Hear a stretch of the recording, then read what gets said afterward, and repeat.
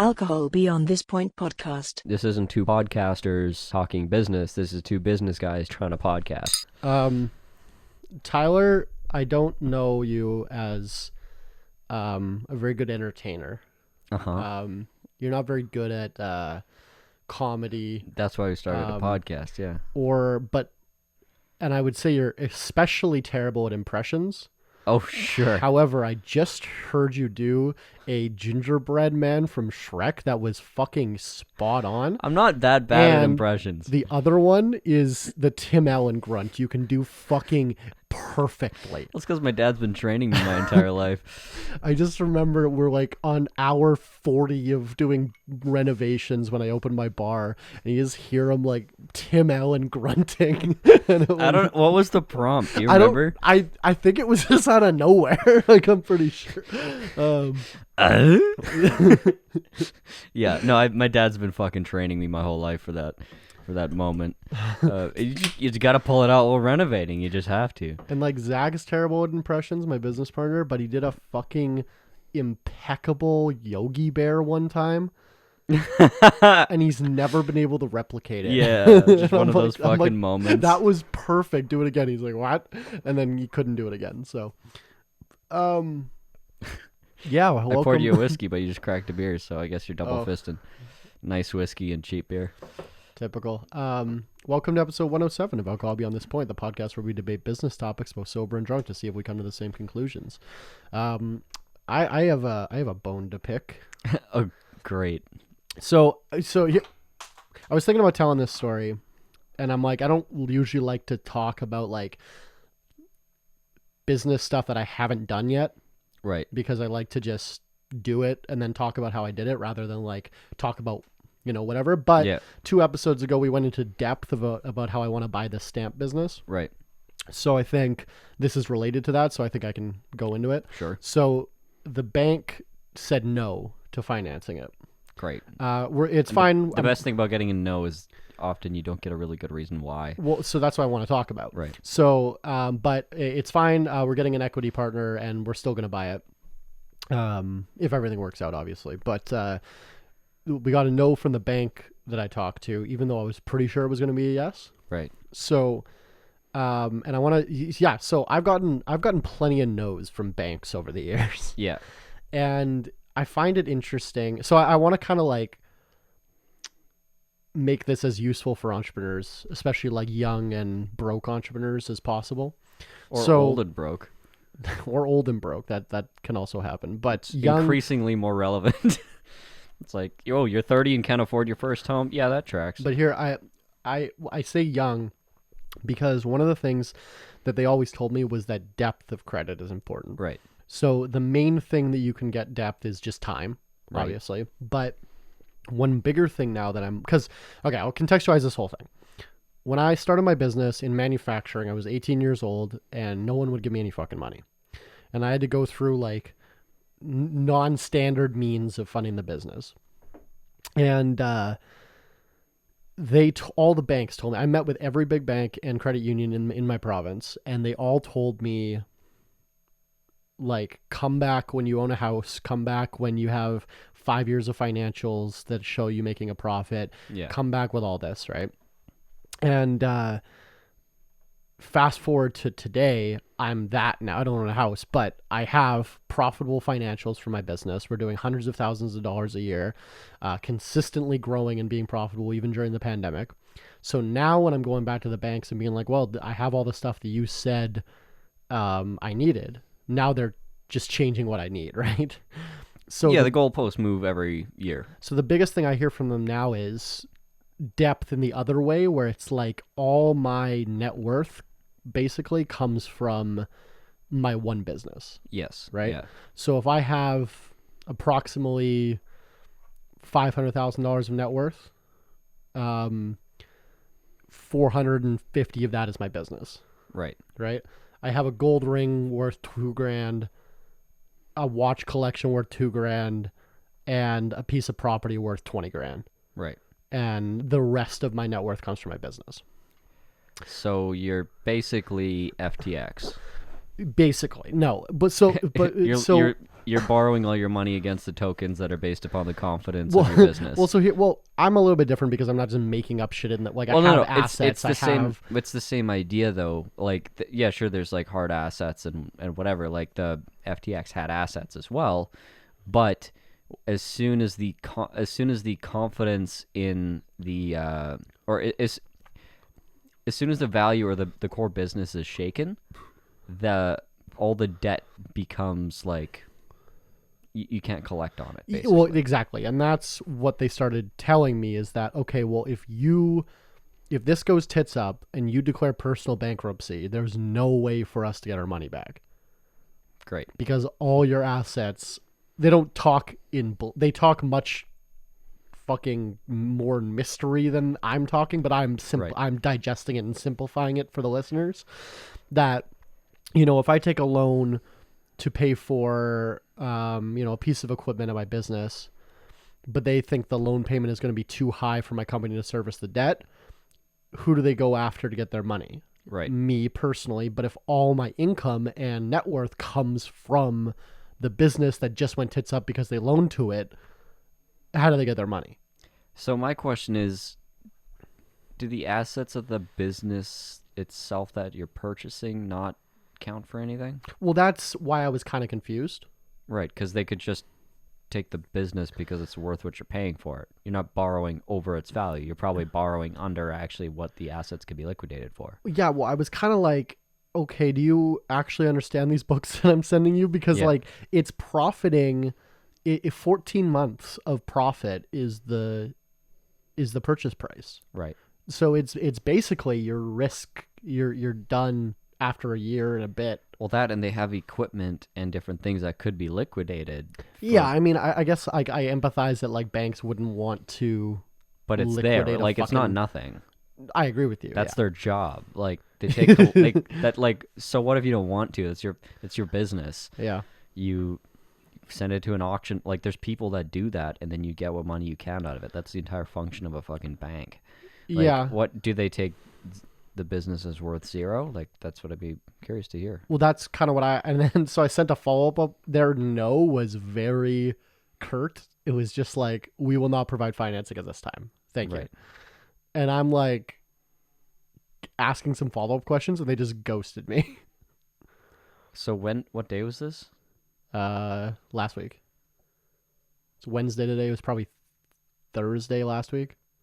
I was going to say, it's like, I should have heard a response by now. I'm going to say this is kind of when SVB was like spiraling up. No, I don't think they're going out of business. No, I don't think they're going out of business either, but Canadian banks are pretty... Everyone got scared. Is gun shy. Yeah. Like, everyone's de-risking really quickly because they smell blood in the water. I'm not going to say the name of the bank, but I will give them credit that they have loaned to us in the past. And I do have outstanding loans with them, like hundreds of thousands of dollars of loans. Right. That's all backed up by equipment that I've loaned for, but still, I could see how a risk evaluation department of a bank looks at the debt that they already have given me and my companies and wouldn't want to extend it anymore until I pay down some of that debt. Right. They didn't explicitly say that to me, but that's kind of that's what I feel like, is we're just over leveraged. Yeah. And they're worried about, what they did tell me was they're worried about, since I took that loan, it's on a floating interest rate. Right. And interest rates are up 4% from when I took it. Right. But, they're already talking about cutting interest rates again, but... So maybe in 6 months is a different story. Right. Right. But they're worried about, like, I'm signing up for a, $4,000 payment and now it's a $5,000 payment on that canning line. Right. I think that's what they're worried about. If interest rates keep going up, my payment keeps going up, can I service the debt? Right. Because my winery has relatively thin margins. Yeah. Like net, less than 10%, more than 3%. Depends on the year. But, which is pretty good for manufacturing. That's what you're talking about. Yeah, honestly, I would say it's a non-zero chance that like people or banks are trying to de-risk on entrepreneurship, because that's really... I don't know, I've been really trying to understand what happened to Silicon Valley Bank. I don't know what the fuck happened with the other two. They were exposed to SVB. They had money in that bank, And then it was combined with people bank running, trying to get their money out. Yeah, I thought the one was tied a lot to crypto assets.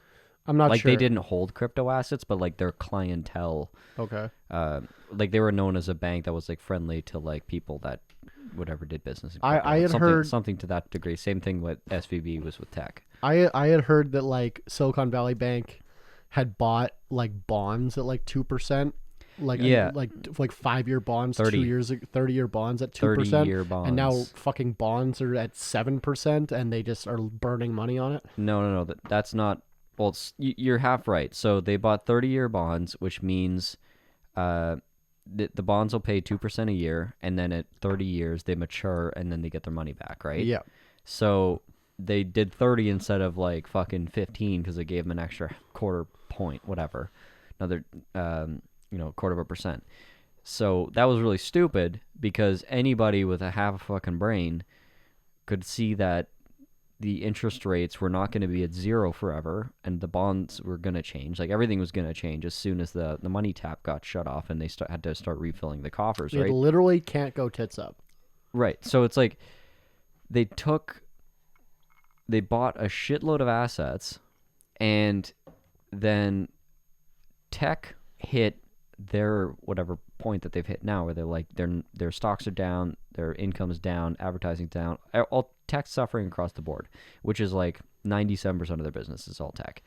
So I think you mentioned in the podcast a couple episodes ago, like venture capital, like just the entirety of venture capital globally is down like more than 90% this year versus last year. Like nobody's raising money, nobody's doing like Series B, C, D funding.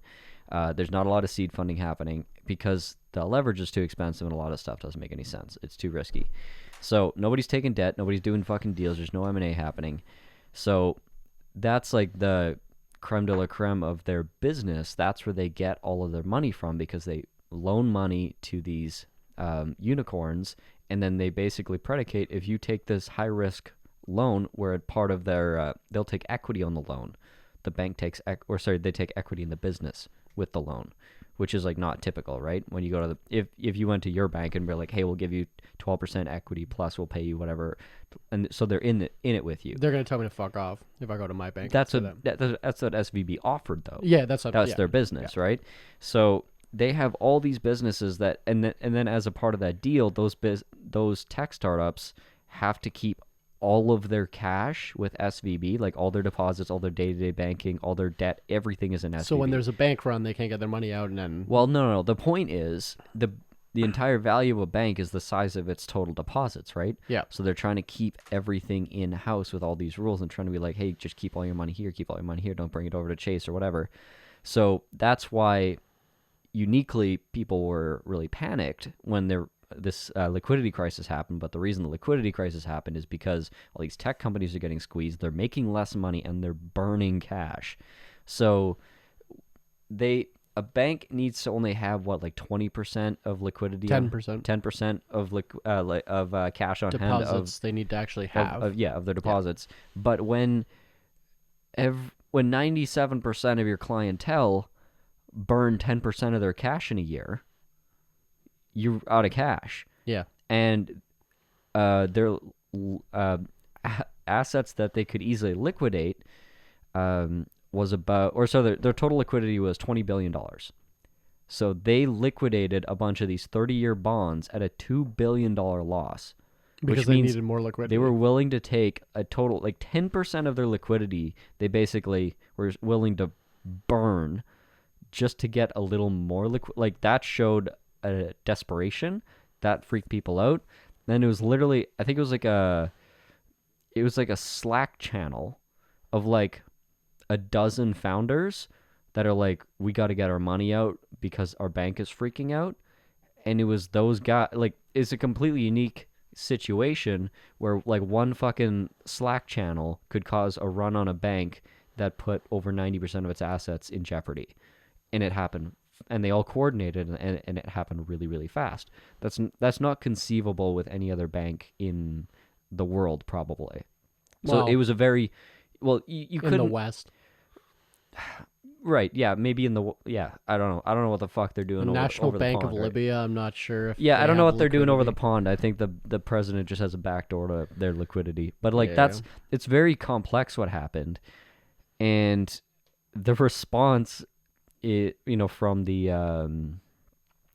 from the government was basically they took, because all banks pay into like an insurance pool Yeah. with like they're legally required to pay out of their earnings into this insurance pool, and that insurance pool was basically they stretched the rules a little bit, and they are using that insurance pool to like make all the people at that bank whole and like whatever 'Cause cover you're the deposits. As a depositor, you're insured by the FDIC in America for $250,000 total. Yeah. So if you have more than $250,000 of cash in a bank, you can only get $250,000 Yeah, out. and I think the biggest depositor had like 500 million Yeah, but in cash. the now Joe Biden is saying we'll make everyone whole at some point. Mm-hmm.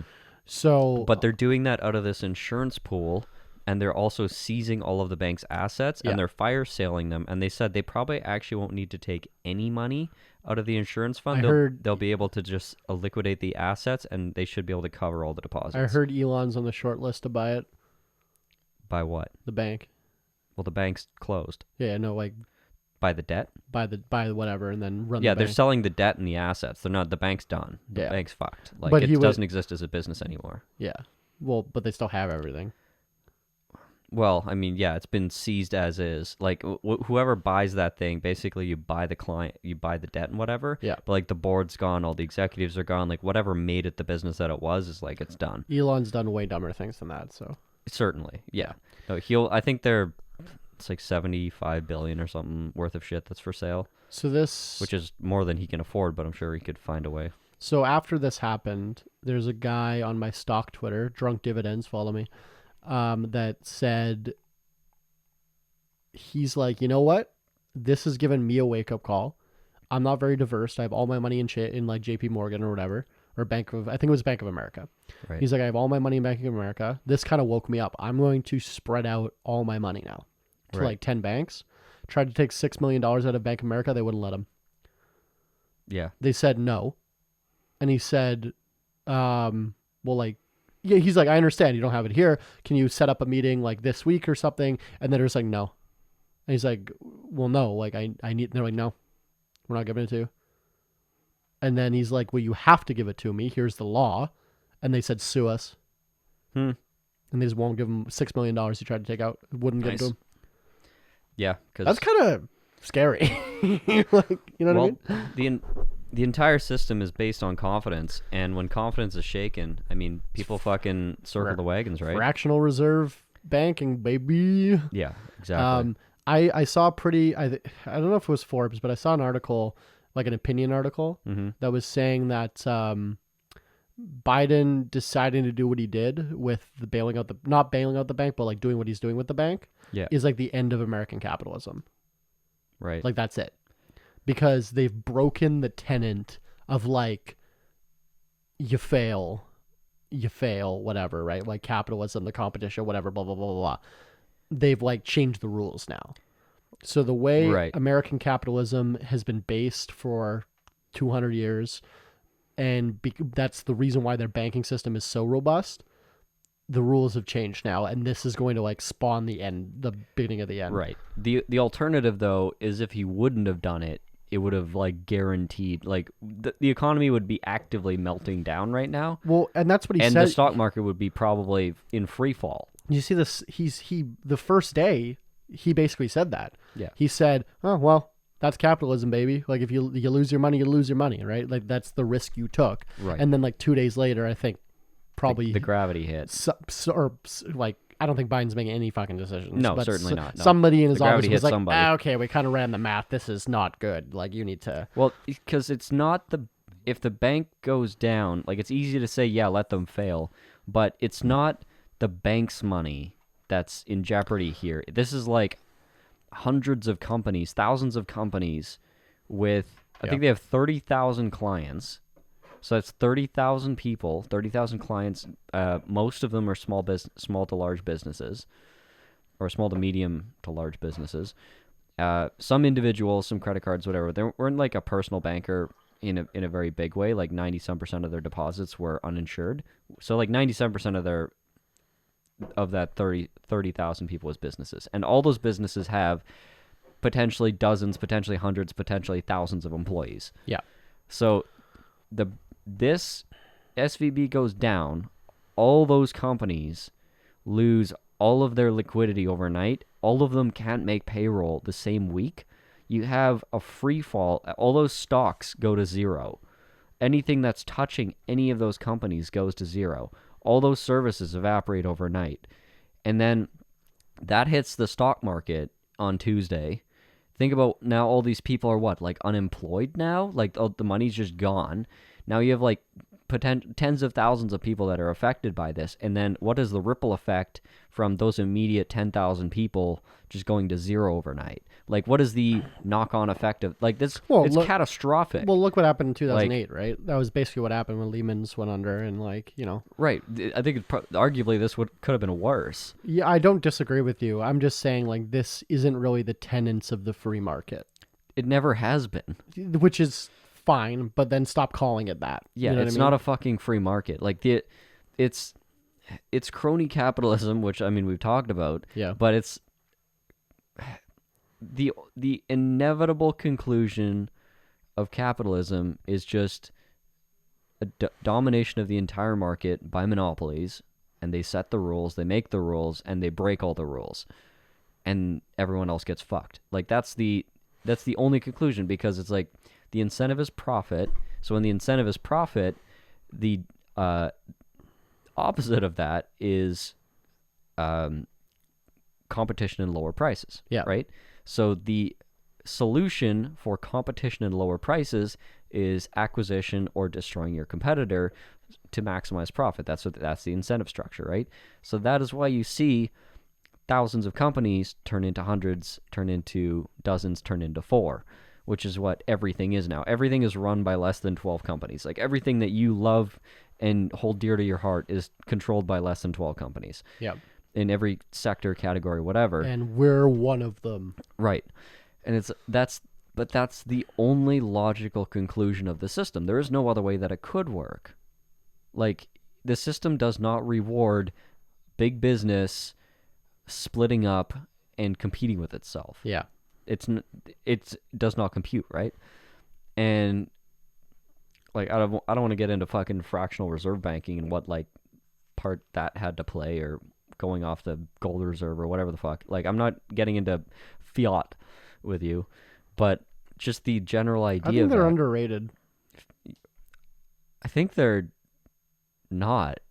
You think they're just shitty cars? Yeah. Yeah. All right. I feel like I've been in Fiats before, and they're like fine. Like, they're just as fine as a Nissan, but less reliable. Yeah. And don't work in Canada. They're made for Italy, dude. They fucking die in our weather. Why? I had a Fiat transmission in my car. Yeah. And this is the only car I've ever had to do this. When I would start it and warm it up and drive it around, I had to wait, and I'd have the transmission operating temperature on my dashboard was my main like screen. I could change whatever, my computer's telling me. Aftermarket things. No, this was stock. Okay. Like, just went into the car settings. It could be like, oh, what's your coolant temp? What's whatever. Like, I don't even know how to do that on my car. Your car doesn't, or your van should have it. I don't even know how to do it though. But anyways, I always had transmission temp up, because if it didn't hit the right, like a certain number of like when it was warm, yeah, it would shift so violently. I would literally put my face into the steering wheel. Like, it was as if somebody threw a fucking stick in your tire when you're biking along. Like, that's how violent it was. I knew somebody that like got like a semi-permanent neck injury because they drove one of these cars and with the transmission cold, and it shifted gears and fucking locked up, and she just put her face through the windshield. And it's like, that was a Fiat transmission. It worked brilliantly when it was warm. 40 below, get fucked. Like, you have to warm it up. Like, that was one of their better results. So was that vehicle. I just leave a comment if you liked how seamless that transition was. Please do. So communism. No, one last thing I wanted to the Italians mention fascist. about banking before we switch Please do. topics. Do you know how banking started? There's a nice little quip. So it was in It was the Jews. what, Babylon? No, it was before the Jews. It was in like Mesopotamia. I think you just broke the internet. Or Babylon, and these people had gold, right? Mm-hmm. Gold and jewels and doubloons and whatever, and that's what they were using as currency. But they kept getting robbed for it, right? So like, we need to make a fucking building that's guarded that we can keep our gold in. Mm-hmm. Yeah. So came up with the bank vault, right? And guarded it or whatever. So when you brought your gold to them, they would write you in clay how much gold you had with them, right? Infallible. And then what you would do is go to the market, and then you want to buy something, so you'd run back to the fucking banker, and you'd give them the clay thing, and they'd give you the gold, and then you change the clay thing, and you go back, right? But it was one of these like no one planned it things, like just the users, the market is the market is the market is the market, doesn't give a fuck. Instead of, because everyone's like, I don't want to fucking run back to the bank, they just started trading their clay tablets. Yeah. Because it's like, okay, well, I had 5 pieces, you have 3, just trade it to me, and then we have the exact, like, that's me giving it to you, right? So then these previously they had all these guys at the desk waiting for these mobs of people trying to get their money. And then like over a couple months, no one's coming into the bank anymore. Yeah, why would you? Right? So then they thought, okay, well, everyone's just trading these fucking clay things, but we have all the gold still. So why don't we make ourselves little clay things that say how much gold we have? And then we use that to invest and trade. Wow, fractional reserve banking. Literally. So it's older than America. Yeah. But the only difference there was it was gold backed. Right. Right. Which really is no difference at all. Because gold is only worth what people are willing to pay for. What people are willing to pay for, yeah. Which is the same thing as the US dollar. I just thought that was it's all the same shit, which is what drives me crazy about people that think just that going back switching on the back gold to the gold standard is going to fix everything. It's not going to fucking fix anything. Yeah. I don't disagree with you. I just like gold because it's shiny. Yeah, like it has intrinsic value, it has materialistic value, whatever, but it's not to everybody. Yeah. Well, I just like that, like if I got to choose between like gold and shelter, I just like that, like the entire societal banking system was like made because we're just too lazy to keep running back and forth to like go get our assets. It's logical. No, it makes sense. I just think it's funny. Yeah, no, that's everything, right? That's why we sit in this house that we sit in. Like basements became a thing because like people needed a place to like put their furnace and have their like food and shit, like store some things, and then basements got like a little bit taller so you could like actually walk around in them. And they're like, oh, now that we're walking around, we should put like wait, we can just hang out down here. We should put like a concrete. We should put like a hard floor down, like concrete, so we can like, it can be clean and we can walk around on it, and you don't track dirt upstairs.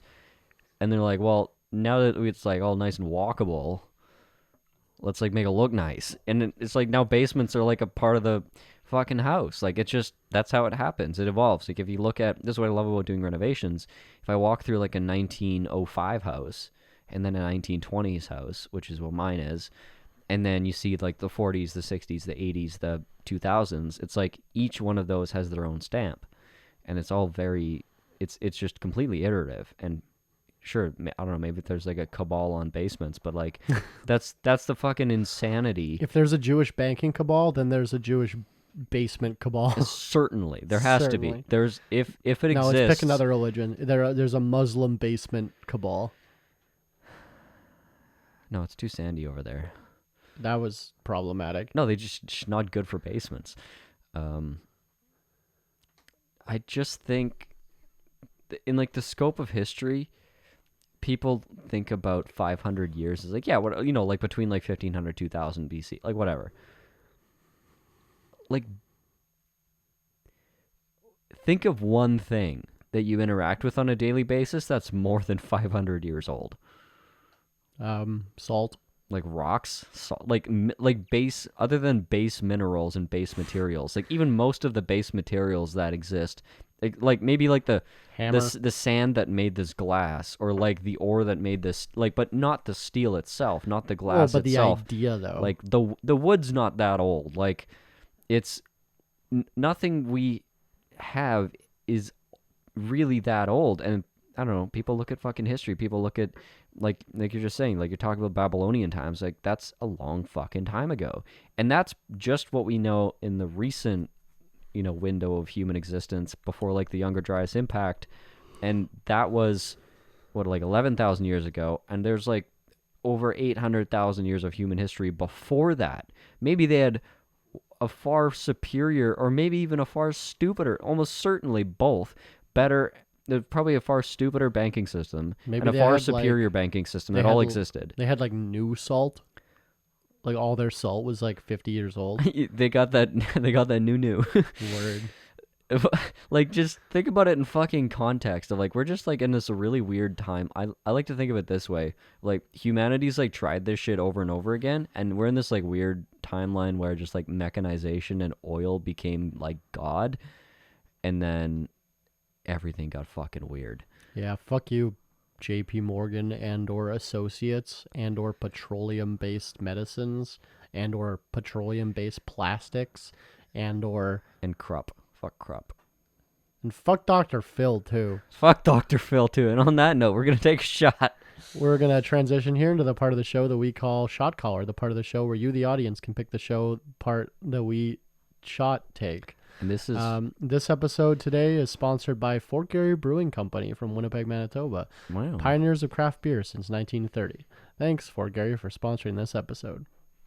We're shooting Jack Daniels, which I fucking despise, so I only poured like 3/4 of a shot. Why are we not shooting anything from Fort Garry? They don't make spirits. We could make a spirit out of something. Cheers. We make.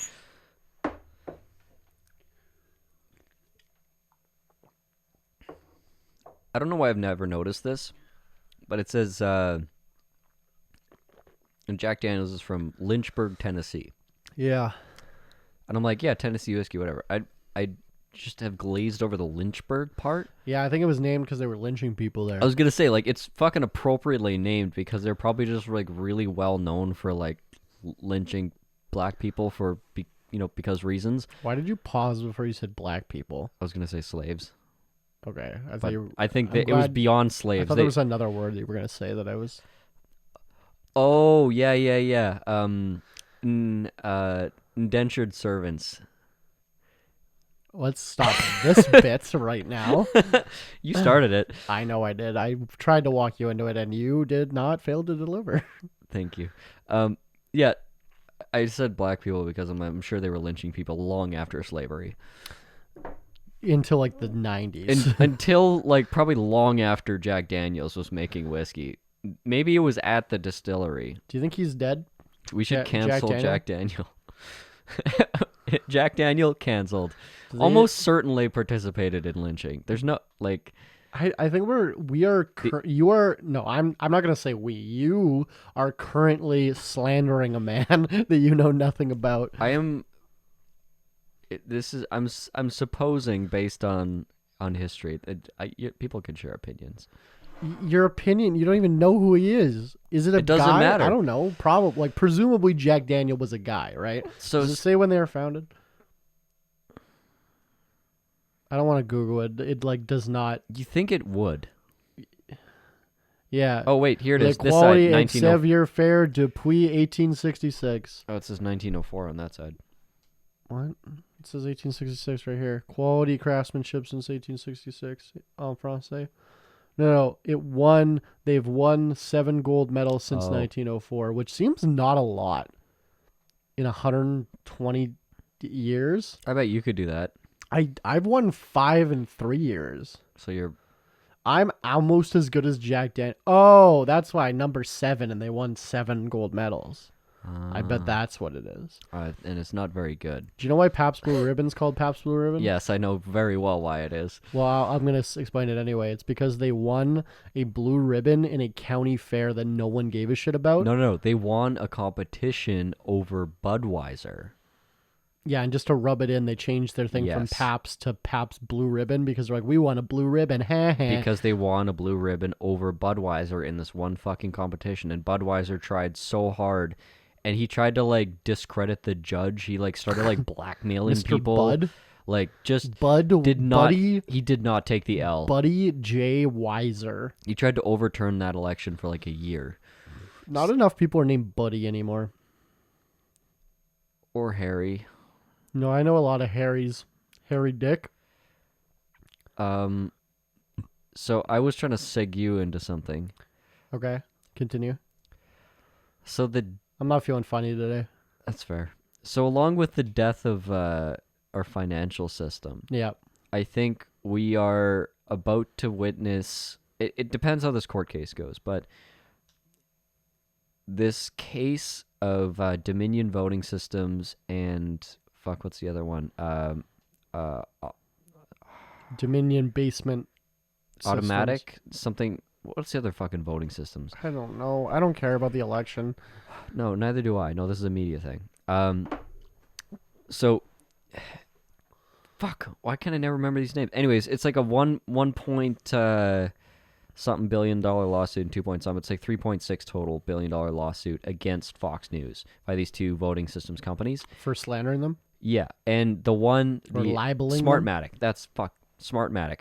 That was the nickname of the robot I built in science class in high school that actually went to the regional science fair like competition with Yeah. all the schools in the tri-state area, and I got 6th. Wow, I wish we had a tri-state area. We don't got shit In around the here. tri-province area? You'd have to drive for 30 hours.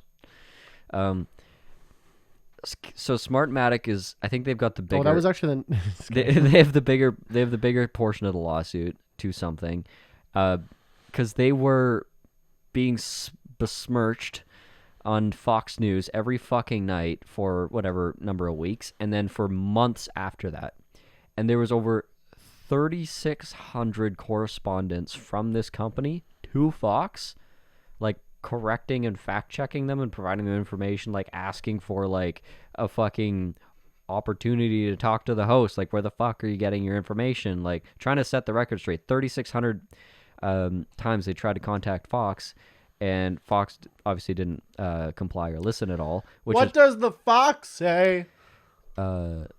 No, you can't. The woke are making your frogs gay. That's what the Fox says. So they filed a lawsuit. They're like, we've tried fucking everything. Like 3,600 emails We've later. tried 3,600 emails. Maybe they're just emailing the wrong email. Let's give them the benefit of the doubt here. That's possible. Our friends at Fox News. It wasn't a hard bounce. It was just like a soft bounce. Fox News is owned by Disney, who owns every other media company, and we are trying to be a media thing. Mm-hmm. So We should sell out. we should not talk shit about a Disney property. I will gladly talk shit Because about Disney Alcohol property. Beyond This Point podcast might be one day a Disney property with any luck. No, if it's going to be anything, it'll be iHeartRadio, which owns everything else. Let's go iHeartRadio route. Please. Okay, continue. Sorry, I'm not having it today. Are you drunk? No, I feel like he just pushed the drink closer to me when I said I wasn't drunk. I'm having a day. Just having a day. Okay, well, let me finish your story, then we can commiserate about how shitty you feel. No, this is relevant to media because it's really deeply funny, all these fucking text messages and emails that have been coming out of like the behind the scenes of Tucker and Tucker talking to Murdoch and the CEOs and whatever, and just you can see what they're actually like thinking and saying to each other behind the scenes, and you don't often get to see behind the curtain of something like Fox, because like we've talked about it before, like they'll be saying something, you'll be like, oh yeah, and they'll be like, and then the fucking. And then the frogs are gay. It's like they get to that point, and they're like, yeah. "Okay, you lost me, right?" You have me like for the well, editorializing just goes they'll like describe in detail the failings of capitalism, right, and then be like because of socialists, right. and it's like, oh come on, and then they'll blame it on woke liberals. Like, yeah, literally, it's that level of disjointed, and you're like, this has to be intentional, right? what is? But that's always been conjecture. Well, they do call themselves an entertainment company. So Right, but that's like, that's as much as you got, right? You got these little Yeah. glimpses in court cases where they're like, well, we're not news, we're just editorializing, whatever. We're a publishing house, this is not news, Tucker's not a reporter, whatever. That's all we got. Until now. And they, through the discovery process, now they actually got to see behind the curtain and see actually how the fucking sausage is made of this propaganda machine. And it's damning as hell. Yeah. Like it's worse than most people thought. Like, but no one cares. no, I think a You lot think of there's people. a Fox News listener, watcher? No, I don't think Fox News cares. I don't think Fox News listeners care, like by and large, because they're not going to believe anything. Well, then who gives a shit? Liberals weren't going to care. No. Here's what matters: is with this lawsuit, they're actually they're asking for the judge basically to make a ruling without it going to trial, because it is so plain. Like the facts are so obvious, the facts are so plain. It's easy to like you can just see by looking at it. Obviously, they're guilty. This doesn't even need to go to trial. I can just rule on it. It's like the guy got caught with the gun in his hand, and the police witnessed the shooting, and he confessed. You don't need to go to trial. Like the judge is like, okay, you're guilty, go to jail. Like it's like that level where they have them dead to fucking rights. And every rebuttal that Fox has had, they're like, okay, we'll name one time, and then Smartmatic sent over 500 video clips of them doing exactly the thing. They're like, name that one time we did that. And like, okay, here's 500 video clips of you doing it over and over again. And that's just how the entire process has been. They've been getting fucking slammed. So if this judge doesn't rule on this and sends it to trial, that'll be telling. And if it does go to trial and they don't get a conviction, this basically this is at the Supreme Court level. This will basically set the precedent that any media organization can intentionally lie for any reason. Specifically in Fox's case, it was because to improve their ratings and protect their stock price, whatever. Like the reason anybody does fucking anything in America.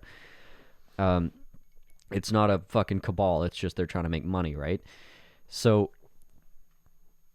if that ruling happened, they've basically said slander's not real.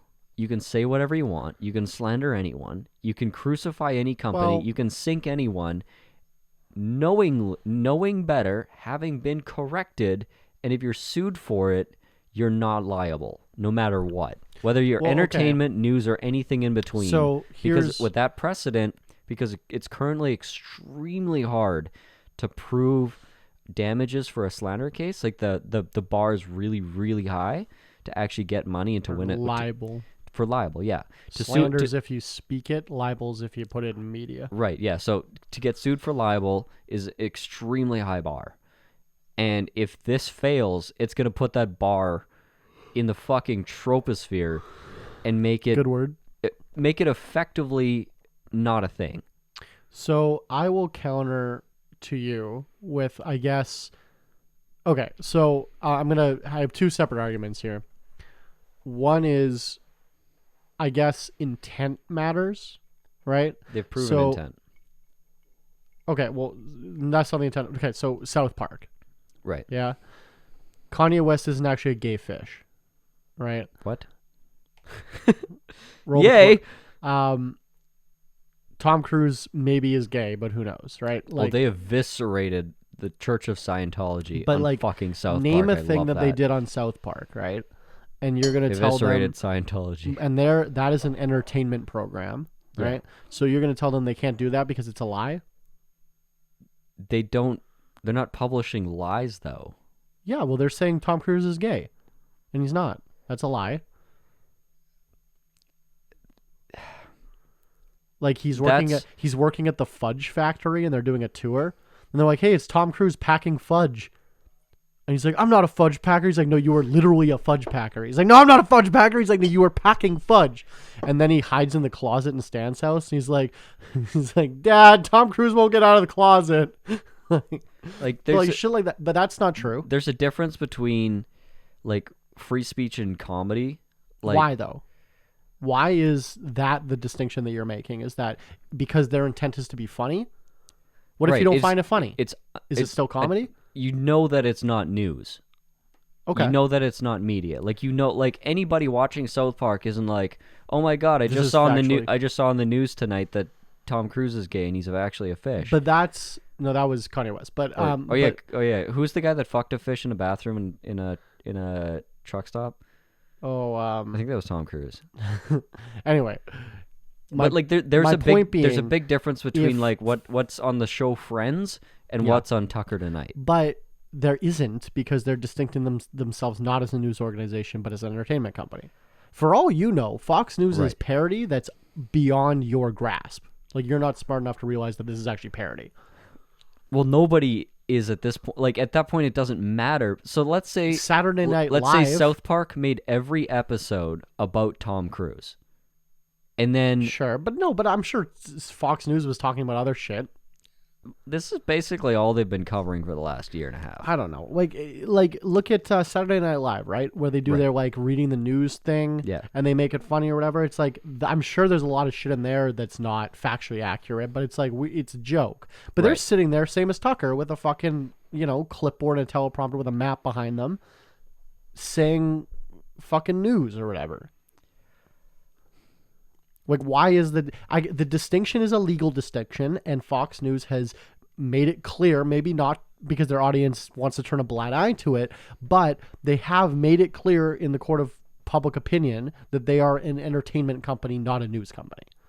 Right, but how far can you stretch that when you go on TV and you bring the president's personal lawyer and you say, this is what's happening to you, you should be fucking angry about it, and then you sign off and be like, that was a joke. But you never say it was a joke. You never preface it as a joke. But you're a joke company, so it doesn't matter. Right. It's like I think there's a I'm massive not- difference. I'm not disagreeing with you that it's not good for them to do. Like, it's kind of shady. But at the same time, it's like, I don't know if I want the government to be making another distinction of like, okay, well, your intent in this is to mean news, so you can't do it. So, and then who's the arbiter of, well, maybe the South Park episode, I think they were actually trying to convince you of whatever this. So this is Right. libel now. Which is what like the right wants. Like, Disney comes up with the Right. next show by cutting off a chicken's head and it runs around while he's playing a kazoo to Like that's almost more of the conservative line of things. Like conservatives want it all to happen they want complete lockdown and censorship of speech of anything that doesn't agree with their point of view. which I don't agree with, for the record. Which is exactly what Trump wants. That's what DeSantis wants. They Yeah. want a complete lockdown of speech, and it's like, lick my fucking boot, say what I say, listen to what I'm gonna tell you, If you and look do at- what and just like behave and stay in the lines. Like If that's you- what they want. If you look at history, anyone who banned books is the bad guy. Always. And Like anybody that here's another good line. Any side that the Nazis are in favor of is always on the wrong side of history. well, Whichever side they lean towards. Well, he becomes okay. white people. Yeah, Okay. not wrong. Like, name one good thing we've done. Yoga. We probably I was invented. gonna is that say actually, Indians? white people are credited with ruining yoga, but Okay, hold on. I'm trying to think of like the whitest smoothies. Probably white people. crushing fruit and putting it into I'm not 100% sure white people didn't start that. All right, hold on. See, the only thing white people do is take good shit and take all the culture and flavor out of it. There's that clip of Andrew Schultz, and they're like, he's like, man, white people got hard lives. He's like, what the fuck? And it's like a bunch of black guys he's talking to, and they're like, what Yeah. the fuck do you have a hard life about? He's like, when you go outside, like burns your skin. Yeah. And he's like, number two, we got to listen to black people complain.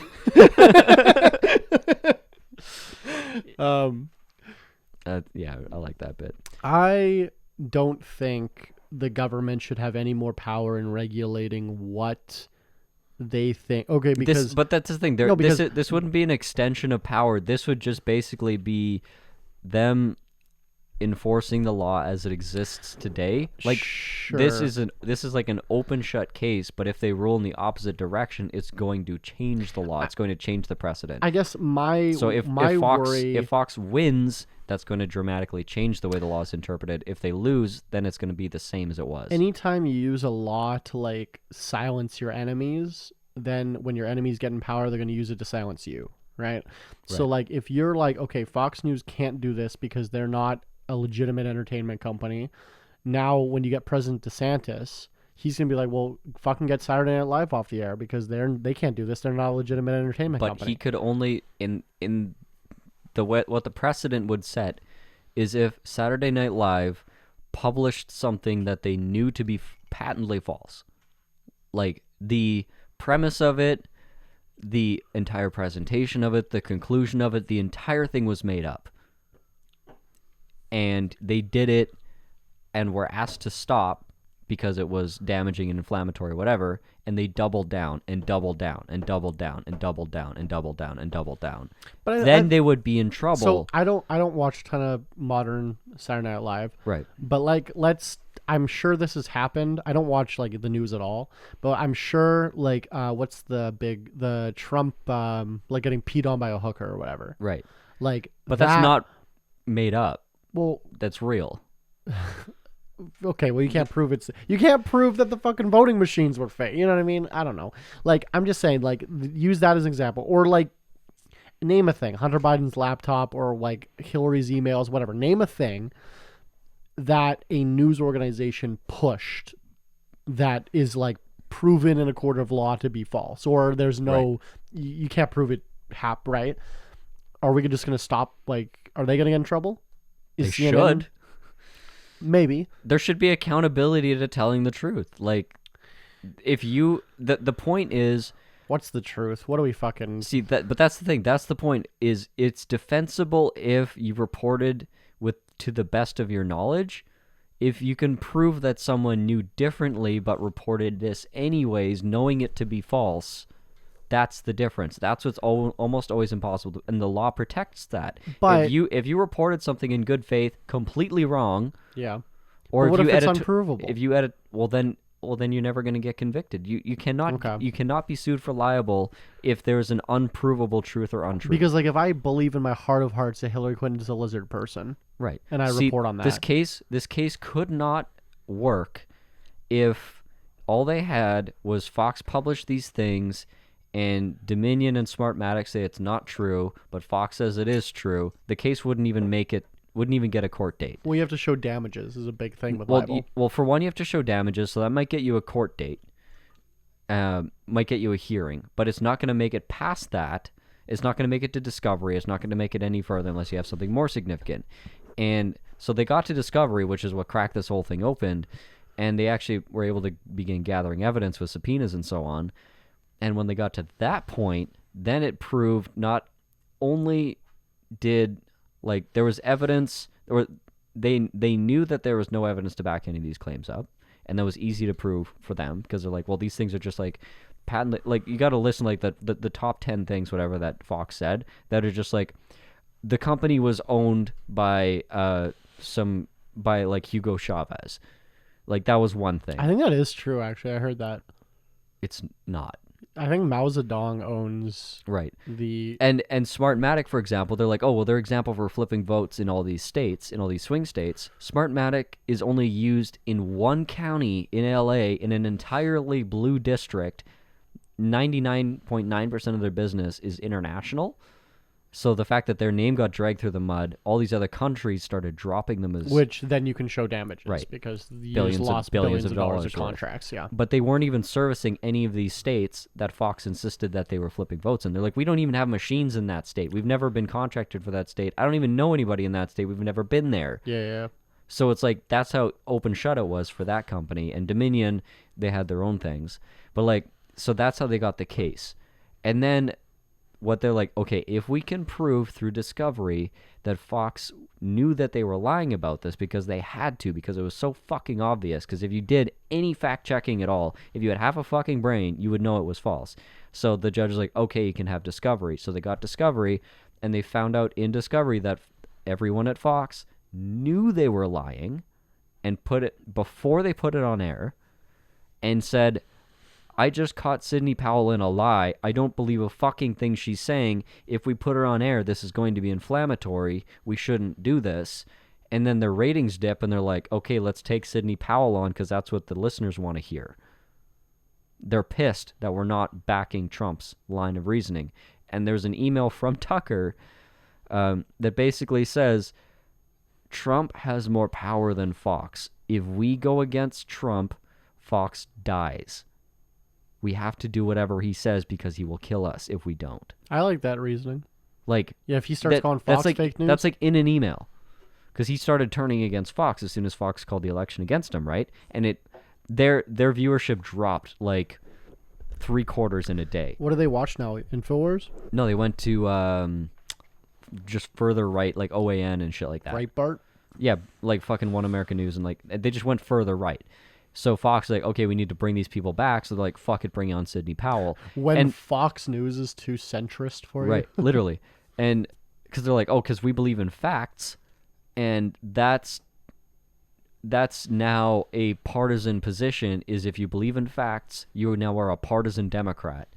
Or you believe the Trump line. That's the binary. Well, I think... So they jumped over the fucking fence, and they're like, okay, fuck truth, fuck facts, fuck what we know, fuck logic. Facts don't care about your feelings. Exactly. Tyler. Well, so they ask Sidney Powell, they're like, okay, what is your source on this? Because they're like, they have some responsibility, or at least they used to. Trust me, bro. They're like, what's your source on this, Sidney Powell? And her source was a single person. It was someone that claimed to be a medium that could talk to people in the future. I'm with you so far. And someone from the future told this medium that all this evidence came out about, like, all these things. And this medium told Sidney Powell, and then Sidney Powell told Trump, and then Trump took it to the fucking bank. And she went on Fox News and started, and that's like, all this shit came from that. Like, that was her, self-admittedly, her only source.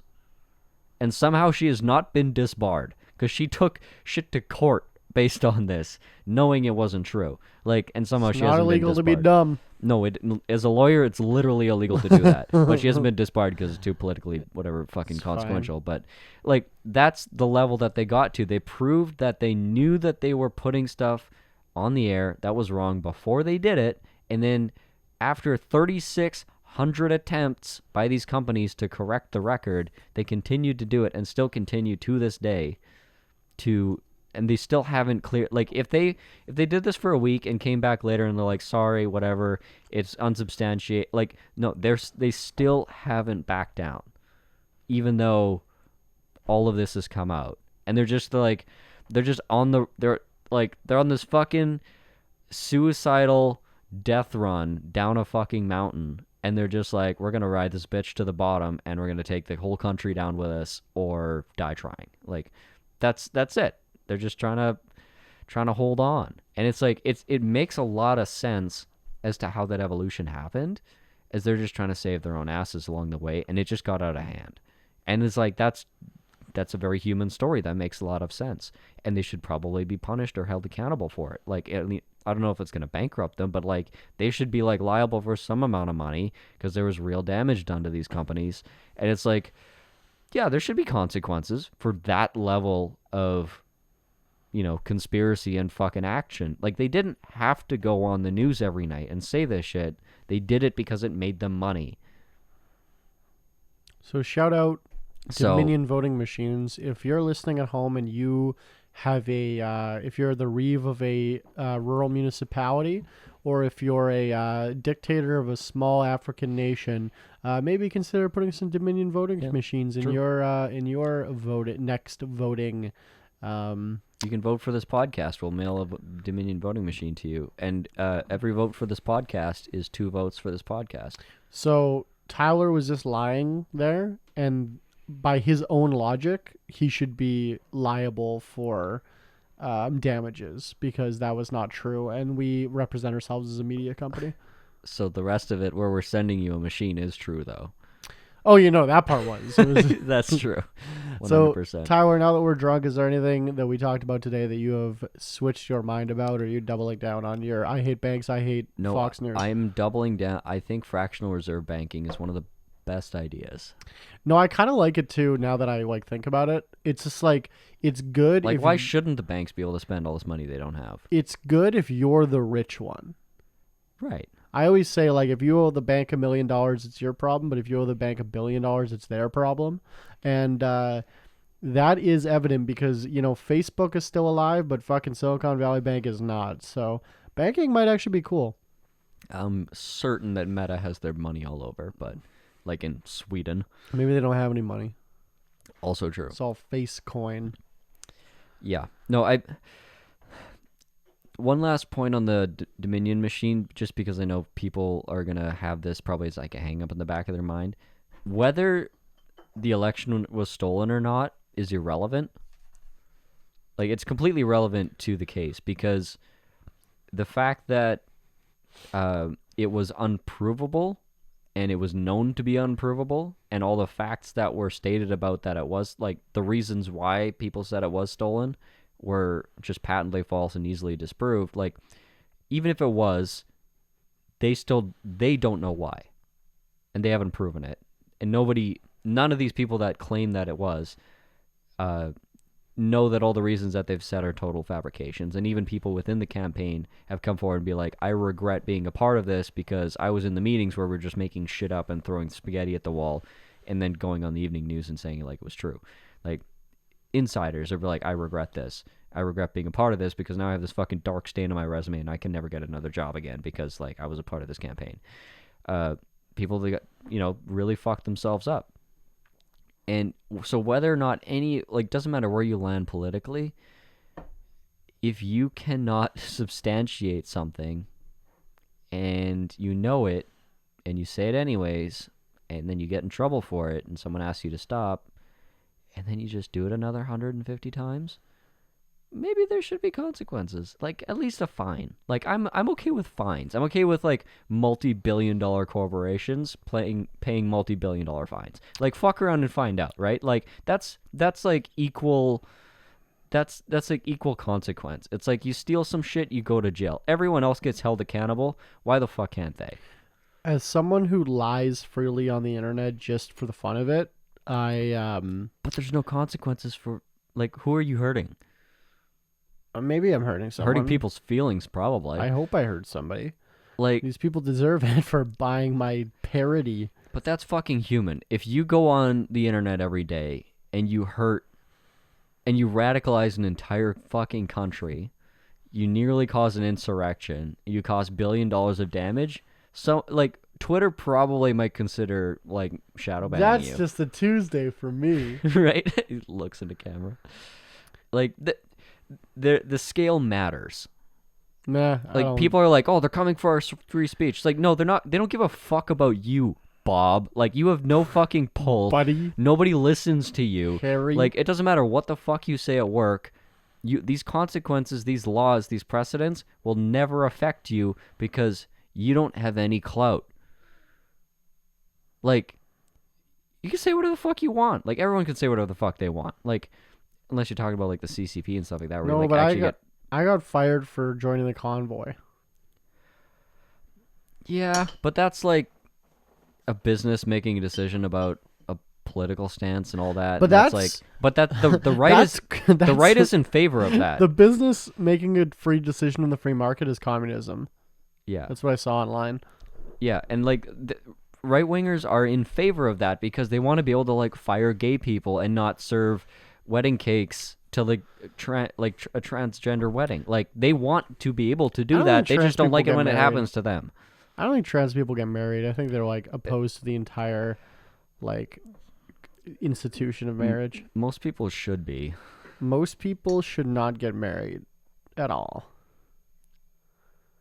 We're just gonna end. But for the banking benefits. Yeah, you can get tax benefits. And if you want to get tax benefits, you should subscribe to Alcohol Beyond This Point podcast on Spotify, Apple Music, Anchor, and every other place you get your podcast. Subscribe to Fractional Reserve Banking to get your shit. If you want to stolen. get your shit solvent, also subscribe to our YouTube channel, Vote Willows. That's actually my YouTube channel. But that's where it is. If you want to watch the video versions of this podcast, they do exist. We'll see you next episode, in episode 108, where we'll hate a gate. Or sit on a fence. Or talk about the fence 3,500 times. But it's that the fence doesn't open, but it actually does. The fences are turning your kids gay. Defense of the fence. It's not. We gotta build a wall. We gotta build a fence. No, it's a wall. I know it looks like a fence, but it's a wall. It's distinct and different because reasons. Okay. We're gonna spend the next 18 minutes explaining the difference between fences and walls. Honestly, I have to work on a fence wall soon, and I don't know how to describe it because it's made of concrete and we're cladding it in marble. And they're like, this is our fence. And I'm like, nah, dude, that's a... Alcohol Beyond This Point podcast. This isn't two podcasters talking business. This is two business guys trying to podcast.